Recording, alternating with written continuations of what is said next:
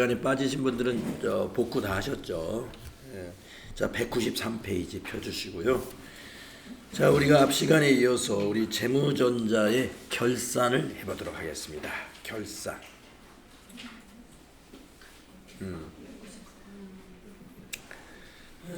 여기 나와 있는 것들 실제 시험에서 많이 나올 수 있는 문제들입니다. 자, 결산 문제는 시험에서 한두 문제밖에 안 나와요. 근데 하나당 4점이에요. 그래서 그 정도. 이게 이제 평가 문제로 평가를 합니다만은 그 비중은 그 정도 될 겁니다. 자, 1번. 9월 4일 납부한 보험료의 기간 미경과분에 대한 정리분계를 수행하시오. 네. 기간 미경과라는 것은 보험료니까 비용이잖아요. 그러면 비용의 이연이구나 이런 판단을 해야 되겠습니다.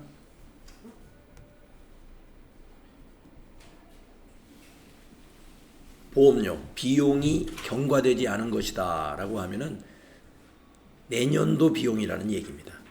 내년도 비용이니까 비용을 차기로 이연한다.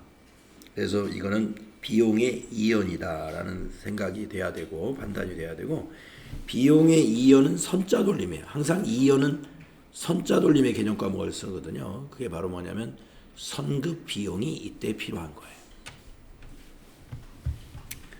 선급 비용이 필요한 분계입니다. 그러면 선급 비용이면은 반대쪽은 보험료가 되겠죠. 여기 비용이 보험료니까. 그래서 개념 과목은 선급 비용과 보험료를 이용해서 분계하시면 되고, 자, 그 표에 있는 내용을 보면은 보험 기간은 23년 9월 4일부터 24년 9월 4일까지고 보험료는 120만 원이다. 계산 방식은 일할로 계산하고 양편 넣기이며 총 일수는 양편을 넣으니까 366일로 계산한다 이랬습니다. 자, 우리가 월할 계산이라고 했을 때는 9개월이 미경과 보험료다 이렇게 판단하기가 쉽습니다. 왜? 24년 9월 4일까지니까 9월도 한 달로 보는 거예요. 월할 계산으로 할 때는. 그러면 9개월치, 그래서 90만 원 금방 계산이 되겠습니다만은 FAT 1급은 월할 계산으로 문제를 대부분 냅니다. 대부분이 아니라 뭐 100% 월할 계산으로 낼 거예요. 그런데 TAT 2급에서는 월할 계산도 문제를 내고 있지만 지금처럼 일할로 계산하라 이런 문제도 냅니다. 양편 넣기라는 건 뭐냐면 날짜를 시작한 날짜와 끝나는 날짜도 하루로 계산한다. 이게 양편 넣기입니다. 그러면 한편 넣기도 있겠죠. 한편 넣기는 시작 날짜나 끝날짜 중에서 하루를 빼는 거예요. 자, 그러면 기간 미경과니까 24년도가 되잖아요. 그러면 24년도 1월은 31일까지 있죠. 2월은 몇일까지 있나요? 24년도가 28일. 3월은 31일. 4월은 30일. 5월은 31일. 6월은 30일. 7월은 31일. 8월은 31일. 9월은 양편 넣기니까 4일. 예. 만약에 한편 넣기로 하시오. 그러면 9월 3일까지만 치면 돼요. 그러면 3일로 하는데 양편 넣기니까 9월도 9월 4일까지니까 4일로 치면 됩니다. 이거를 다 더하셔야 돼. 예. 요 날짜를. 한번 다 더해 보실래요? 계산기로.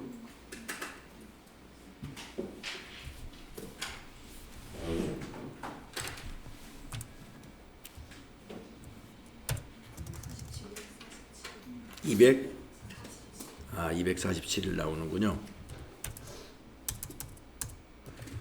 그래서 120만 원 곱하기 247일 나누기 366일 하시면은 미경과분 보험료가 계산이 되겠습니다. 그래서 계산기를 여러분이 딱 들고서 120만 원이잖아요. 보험료가 120만 원에다가 곱하기 미경과한 날짜 247 그리고 나누기 366일로 계산하라 그랬으니까 366 는 하시게 되면은 80만 9,836원 소수점 이하는 버리시면 돼요. 809, 836을 딱 메모해 두어야 됩니다. 809, 836을 메모해 두신 다음에 이제 분계를 하시는데, 자, 아까 비용의 이연 하면은 선급비용이라는 개념과 못 쓴다 그랬습니다. 자, 선급비용 자산이잖아요. 그러니까 선급비용이 차변에 자산 증가로 자리를 잡으면 돼요. 아시겠죠? 자, 그래서 결산이니까 12월 31일 일반 전표에다가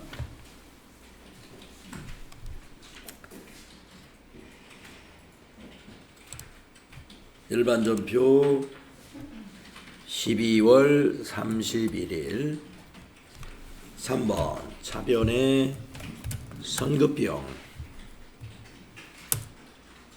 적적적 가셔서 아까 그 숫자 809 386 836 대변에 보험료예요. 보험료 일단 800번대로 해놓고 좀 확인을 해야 되겠습니다. 500번대인지 800번대인지 그걸 확인을 안 했는데 일단 800번대로 해놓고 9월 4일 전표를 확인하겠습니다.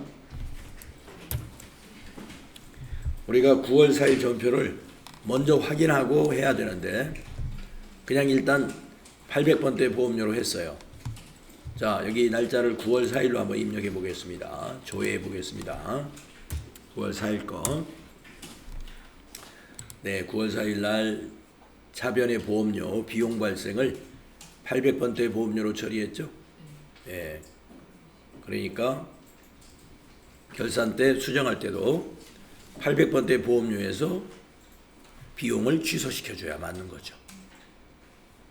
네, 그래서 12월 31일 거 요렇게 입력하셔야 된다. 이렇게 입력하셔야 된다.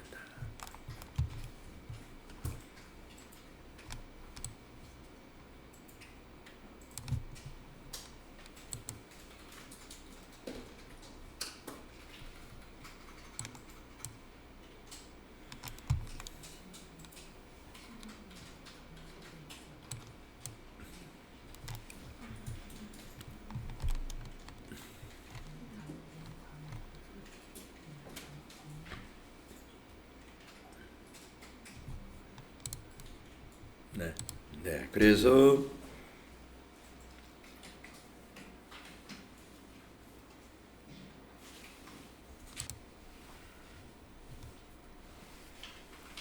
입력 다 하셨죠?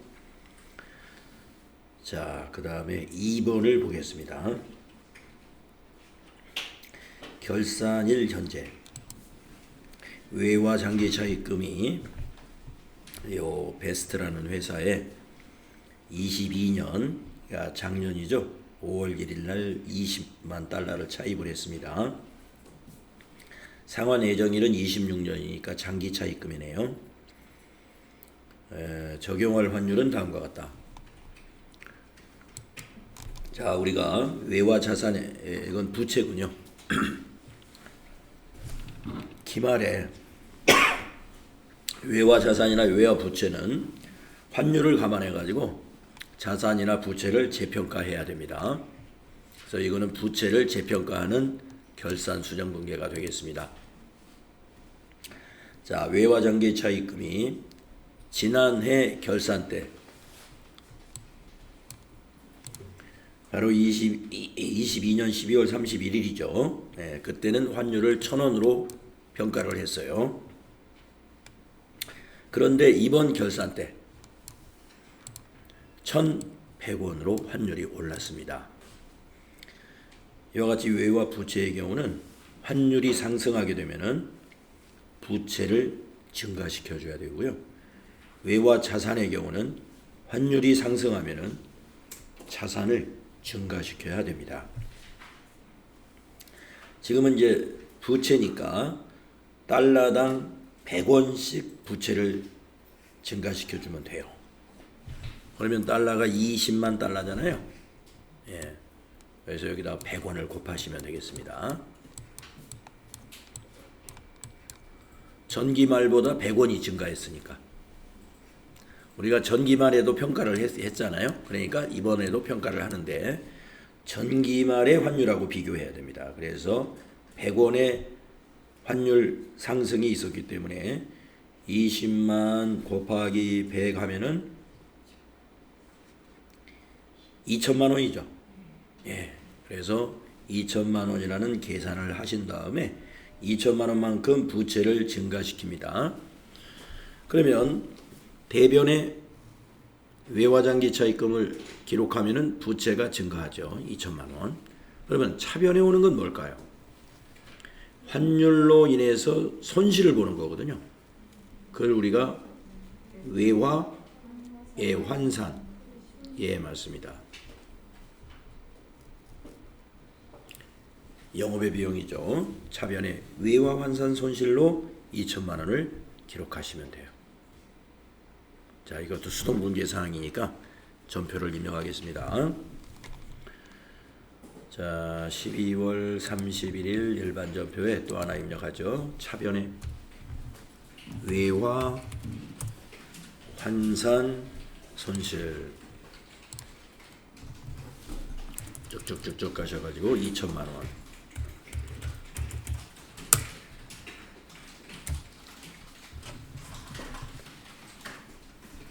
대변에 외화 장기 차입금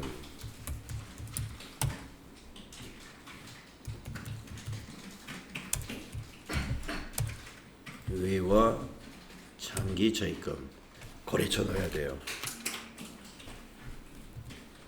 B 우리가 결산수정 분계에서 거래처 안 넣는 분계가 많이 있습니다. 그러나 이런 경우 외화 차입금이기 때문에 부채잖아요. 이건 거래처를 넣어줘야 돼요. 거래처가 여기 나와 있으니까 베스트 대변에 2천만 원. 네, 이렇게 입력을 하시면 됩니다.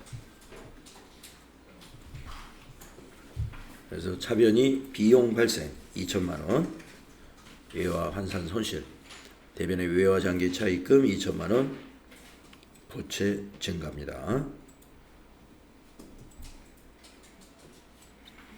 다음에 3번을 봅시다. 재고자산 명세서입니다. 이거는 자동결산 사항이니까 수동결산을 먼저 해야 되거든요. 그래서 그런데 재고자산 감모 손실에 비정상 감모가 있네요. 자, 우리가 재고자산 감모 손실에 정상 감모라면은 수동분계할 사항이 없지만 비정상 감모가 있는 것은 재고자산 감모 손실이라는 영업의 비용으로 처리를 해야 됩니다. 그래서 3번에서는 수동분계 사항이 하나 있습니다. 자, 그러면 비정상 감모가 뭐가 있는지 한번 보겠습니다. 원재료이고요. 수량이 50개가 부족합니다. 이 50개에 대한 금액을 계산해 보겠습니다. 단가가 2만 원이죠. 네, 그러면 50개 곱하기 2만 원 한번 해볼까요? 그러면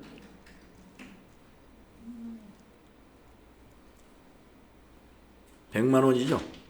네. 그래서 100만 원을 재고자산 감모손실로 비용 처리하면서 대변에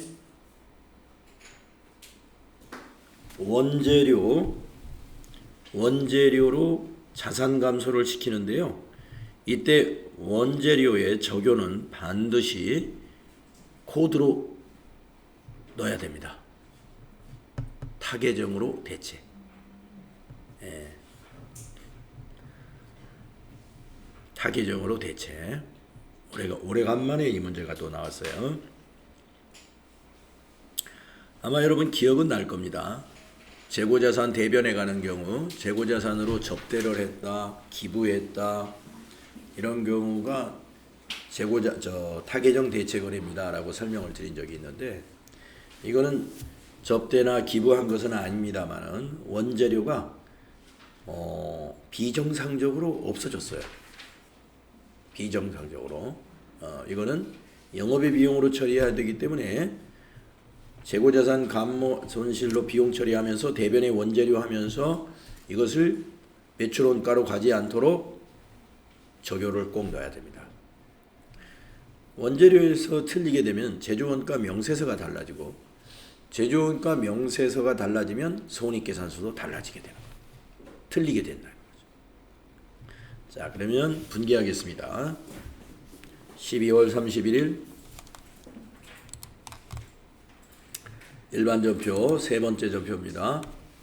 3번 차변에 재고자산 감모 손실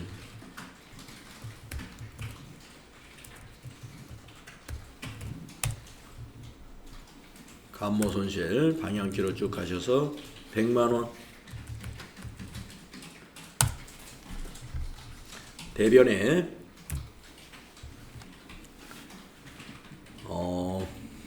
원재료죠.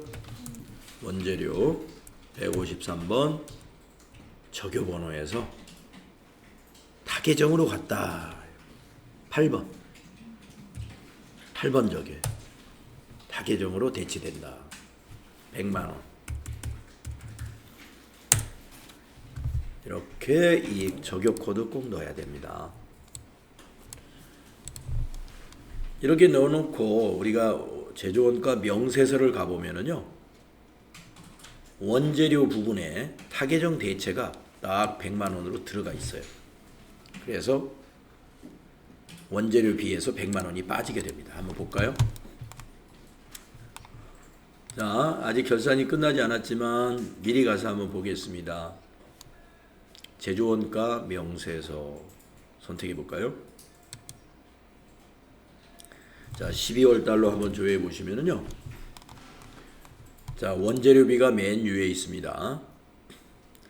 원재료비는 어떻게 산정하느냐면 기초 원재료 재고액에다가 단기 원재료 재고액을 더합니다. 더한 다음에 기말 원재료 재고액을 빼가지고 원재료비라는 걸 계산해요.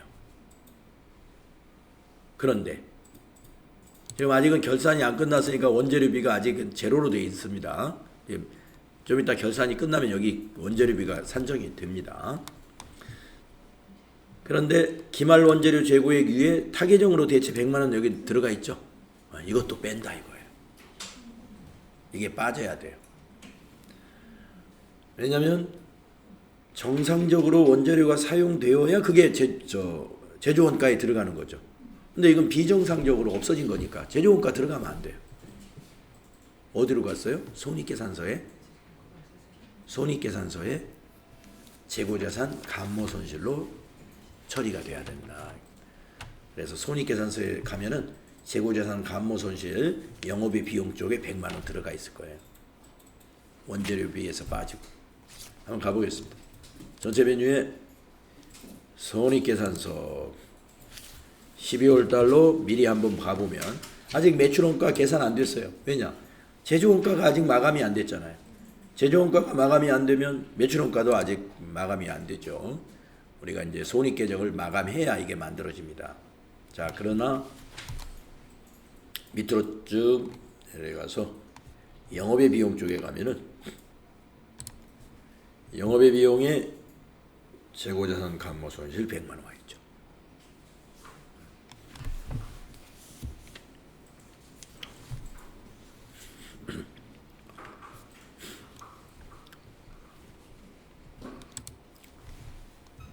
네, 그래서 우리가 입력한 전표가 제조원가 명세서의 원재료비하고 손익계산서의 영업의 비용에 반영된 것을 확인했습니다. 그래서 이 전표에서는 차변, 대변, 계정 과목도 물론 중요하지만 만약에 이 적요 8번을 놓쳤다면 틀리는 겁니다. 손익계산서 조회 문제가 다 틀리게 나오겠죠. 우리 미처분 이익여금이 얼마인가 이런 질문 많이 하거든요. 나중에 평가 문제에서. 이거 틀리면 그거 답이 다 틀리는 거예요. 자, 그 다음에 4번은 뭔가요? 감가상각. 이건 우리가 앞 시간에서 자동분기에 반영할 것을 미리 다 준비해 놨죠. 그 다음에 5번. 5번에서는 법인세 차감 전 이익에 대한 법인세 등이 3천만 원이랍니다. 그런데 법인세 중간 애납도 있었고요. 그 다음에 그 정기예금이 만기가 돼가지고 원천징수 당한 거 선납세금으로 자산 잡아놨던 걸 여러분 기억날 거예요. 앞 시간에서 그렇게 했죠. 법인세 중간 애납은 뭐 900만 원인가 600만 원인가 기억나는데 그거하고 그 다음에 정기예금 1년짜리 만기돼 가지고 선납세금 잡아놨던 거 있습니다. 자, 그래서 이 두 가지는 일반 전표로 먼저 입력을 해야 됩니다. 두 가지가 뭐예요? 선납세금, 즉 선납세금으로 잡아놨던 법인세 중간 애납분하고 그 원천징수세, 그 선납세금을 합계 잔액계산표에서 조회해가지고 법인세로 대체하는 분계는 수동분계 사항이다. 자, 그래서 전체 메뉴에 가가지고요. 합계잔액계산표 한번 열어보세요. 합계잔액계산표 12월 31일 결산 날짜로 입력해서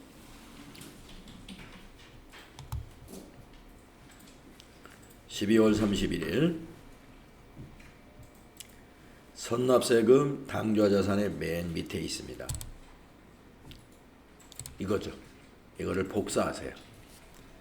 9993-200 있을 거예요.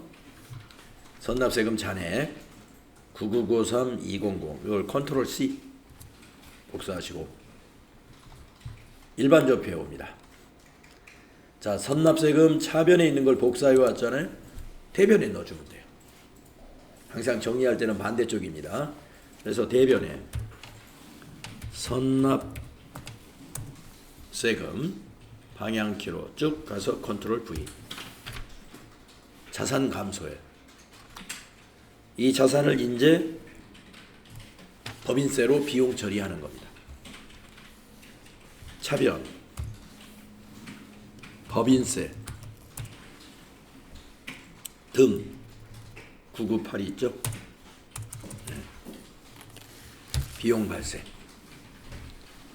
그래서 우리가 기중에 선납세금 처리했던 자산은 기말에 법인세 비용으로 대체하는 분계를 수동분계로 해주는 거예요.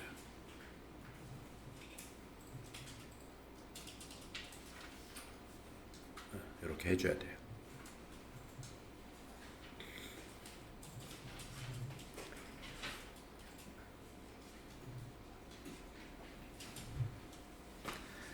자, 그러면은 뒷장이 이제 없네요. 자, 1번부터 5번, 즉 5건의 우리 결산 정리사항 중에서 수동분계로 해야 될 것을 골라서 다 했습니다. 그리고 나서 자동분계를 하는 거예요. 수동분계를 먼저 해야 됩니다. 항상 결산할 때는 수동분계를 먼저 하고 수동결산을 먼저 수동결산 먼저 하고 그 다음에 자동결산 하러 갑니다. 자, 이제 준비된 자료에서 자동결산 할 사항은 이거죠. 요거 입력하는 거. 그 다음에 이거. 그 다음에 밑에 법인세. 요 세 가지입니다. 자, 그러면 자동 분계는 전체 메뉴에서 여기에서 하는 거죠. 결산자료 입력이라는 메뉴에 갑니다. 자, 결산자료 입력 하셔가지고 결산일자를 1월부터 12월까지로 이렇게 입력하세요. 1월부터 12월까지요. 자, 먼저 3번에 있는 재고자산 명세서에 원재료의 실사 금액, 즉 기말 원재료 재고액 이겁니다. 여기다가 실사 금액을 입력하는 겁니다. 900만 원.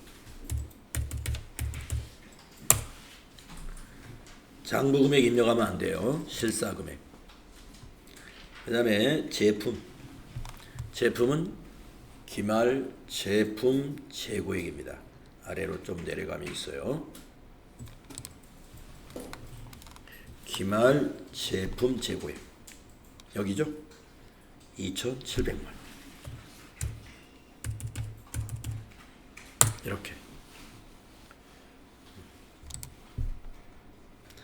자, 그 다음에 4번은 감가상각비잖아요.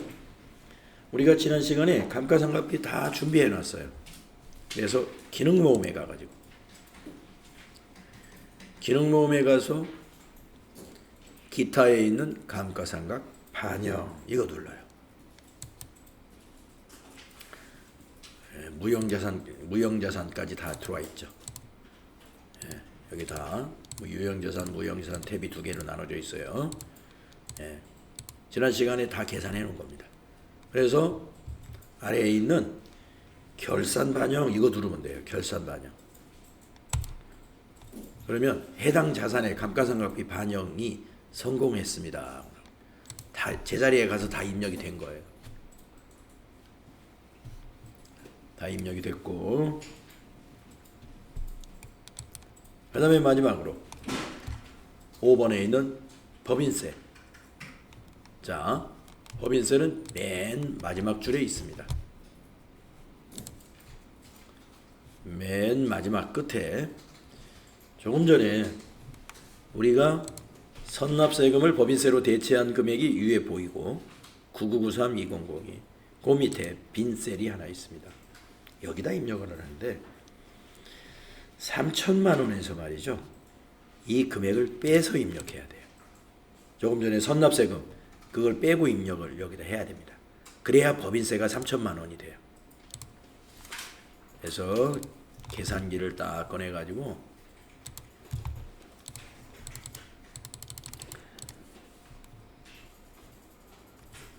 3천만 원 마이너스 9993-200원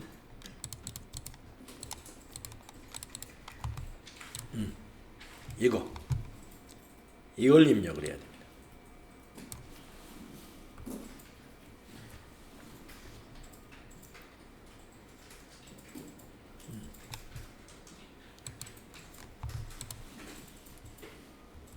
자, 이걸 입력하시면 여기 9번의 법인세 등 여기가 3천만 원이 딱 되죠.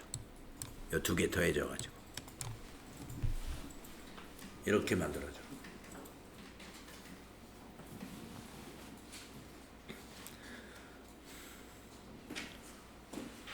법인세는 이렇게 해야 돼요. 선납세금하고 더해서 3천만 원이 나오더라고요. 여기 있는 걸 더해서. 자, 그러면 재무전자에 이제 그 결산자료 입력이 입력할 사항이 다 입력이 됐습니다. 마지막에 해야 될 게 여기 전표 추가. 전표 추가 눌러보시면 일반 전표에 추가하겠느냐 이해해 주시고 확인해 주시고 12월 31일 일반 전표 가가지고 조회 한번 눌러보세요. 조회 눌러보면 조금 전에 우리가 4번 전표까지 입력했거든요. 15번 전표까지 만들어졌습니다. 4번 밑에 원재료가 원재료비로 넘어갔고, 원재료비가 다시 제공품으로 넘어갔고, 임금도 제공품으로 넘어갔고, 이거 지금 제조원가 관련된 분계예요. 제조경비가 제공품으로 넘어갔고, 공장의 감가상각비가 제조원가의 감가상각비로 넘어갔고, 감가상각비는 다시 제공품으로 넘어갔고, 완성된 제공품은 제품으로 넘어갔고, 그 제품은 손익계산서에 제품 매출원가로 넘어갑니다. 이렇게 해서 이제 제조원가 명세서도 잘 마감이 됐고, 손익계산서에 제품 매출원가까지 계산이 끝났어요. 네. 여기는 손익계산서에 가는 감가상각비입니다. 여기도 손익계산서에 가는 무형자산 상각비입니다. 15번도 손익계산서에 가는 법인세입니다. 그래서 이제 제조원가 명세서에 가서 조회를 눌러보면 이제 비로소 원재료비가 완전히 반영이 됐죠. 그리고 밑에 당기 제품 제조원가도 만들어졌고, 제조원가 명세서 맨 끝에 있는 이 당기 제품 제조원가 14억 5,700, 11만 4천 원이 손익계산서로 가보면, 손익계산서에서 조회 해보면 손익계산서의 매출원가가 반영이 됐고, 14억 5,700, 11만 4천 원은 당기 제품 제조원가 여기에 반영됐죠. 손익계산서에. 그래서 제조업에서는 제품 매출원가가 어떻게 구해지느냐, 기초 제품 재고액 더하기 당기 제품 제조원가 빼기 기말 제품 재고액, 이렇게 해서 제품 매출원가가 구해집니다. 그 공식을 제가 여러분에게 여기 TAT 2급 이론 앞에 재고재산 정리할 때 그 공식을 제가 여러분에게 써드렸습니다. 제품 매출원가 공식, 기초 제품 재고액 더하기 당기 제품 제조원가 빼기 기말 제품 재고액이다. 그래서 손익계산서에 있는 이 당기 제품 제조원가가 어디서 왔느냐? 이게 어디서 왔어요? 제조원가 명세서에서 넘어온 거예요. 제조원가 명세서는 어떻게 만들어졌느냐? 우리가 입력한 전표에 의해서 만들어진 거예요. 500번대로 처리한 거. 우리가 원재료 같은 거 다 아직 입력을 안 했습니다만은 미리 입력이 돼 있었습니다. 백데이터에. 자, 그래서 제조업의 결산,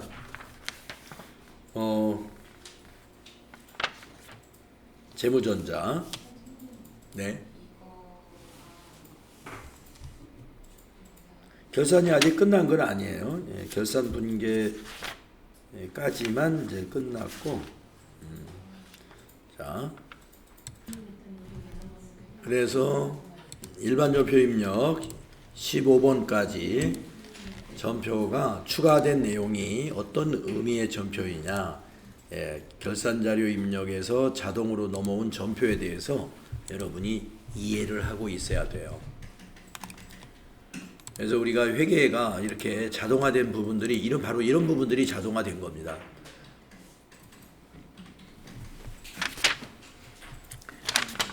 자, 그러면은 194페이지에 수행과제 풀이를 한번 보시죠. 네, 우리 했던 거하고 차이 나는 것이 혹시 있는가 한번 보십시오.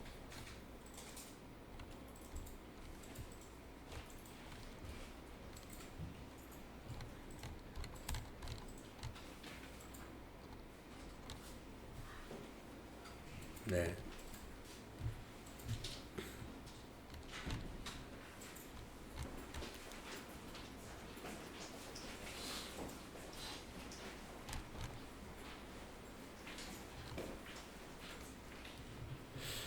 이거 두 번을 해야 되나? 두 번? 굳이 두 번 할 필요가 있나? 무형자산 삼각비 넘어왔죠. 손익계산서 한번 가서 보겠습니다. 손익계산서에 무형고전사에 넘어왔어요.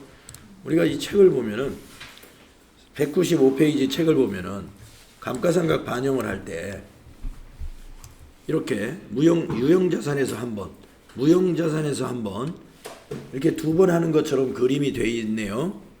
근데 실제는 유형자산에서 한 번만 하거나 무형자산에서 한 번만 하거나 어디서든지 한 번만 하면 두 개가 같이 처리됩니다. 두 번을 할 필요는 없어요. 그리고 이제 마지막에 상단부에 있는 이 전표 추가 누르는 거, 이것으로 자동 분기를 우리가 할 수가 있었습니다. 자, 결산자료 입력에 넣었던 숫자들이 이렇게 한 가지, 두 가지, 세 가지. 요거는 이제 고정자산, 아니죠. 이건 감가상각비니까 이건 자동으로 입력이 됐었어요. 이런 내용이 입력이 됐었다. 자, 197페이지.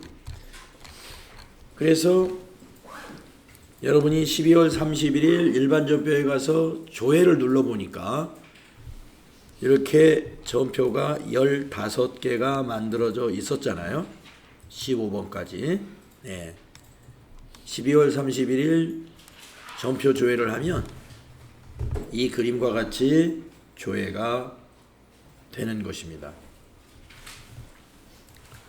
그 다음에 밑에 팁을 보시면은요, 만약에 여러분이 말이죠, 결산자료 입력에서 전표 추가를 하고 나서 결산자료 입력을 내가 뭔가를 잘못 입력했어요.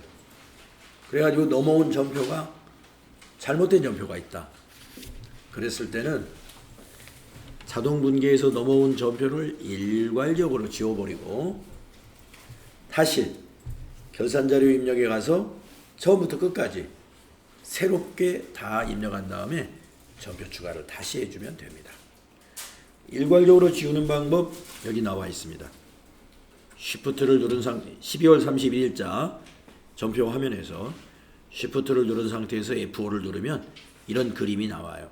거기에서 삭제, 요거 누르면 결대로 넘어온 전표가 한꺼번에 싹 지워집니다. 그러면 그러고 난 다음에 결산자료 입력에 가서 다시 데이터를 다 채워넣고 전표 추가를 다시 하면 돼요. 자, 이건 참고로 알아두시면 됩니다. 자, 198페이지. 재무제표의 작성. 네, 합계전액 시산표. 우리가 이미 작성을 해봤죠. 제조원가 명세서 조금 전에 작성해봤습니다. 손익계산서 작성해봤습니다. 이익잉여금 처분계산서. 자, 이거 이제 할 차례인데요.